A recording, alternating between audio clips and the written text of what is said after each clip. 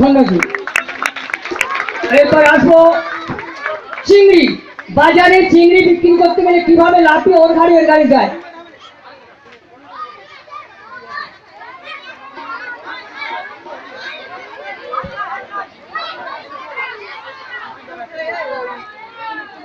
কুমির চলা, কুমির পাহাড়ের গুহা দিয়ে কুমির কিভাবে শিকার ধরতে যায়। কুমির চলা।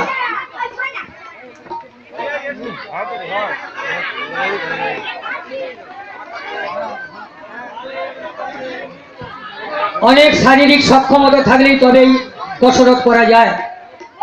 আমি এই গ্রামে এসে কয়েকটি ভাইকে পেয়েছি চাবুকের মতো, বলেছি তোমরা 100 বছরের ঐতিহ্য দুলালের তালমিজরি, যদি এটা রাখতে পারে শরীর সবল থাকবে। এসো। হ্যাঁ, এগুলো ইয়াং কমে যাচ্ছে, ভয় নেই। হ্যাঁ ঠিক আছে, কত। এবার এসো হাতি।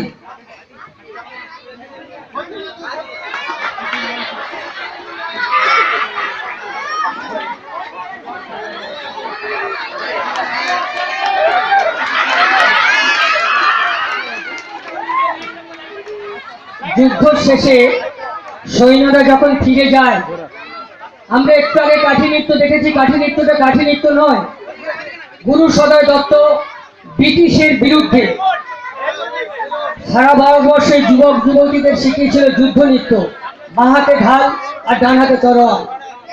সেই যুদ্ধ নৃত্য শেষ করে হাতির পিঠে চড়ে ফিরে যাচ্ছে।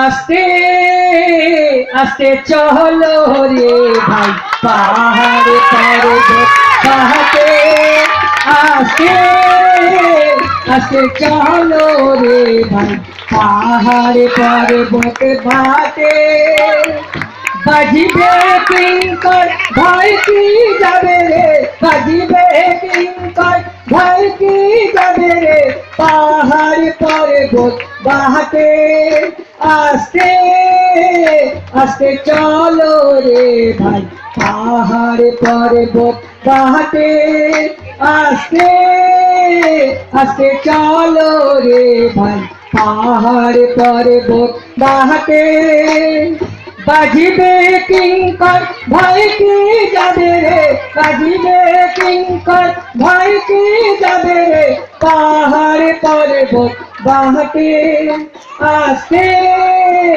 আস্তে চলো রে ভাই।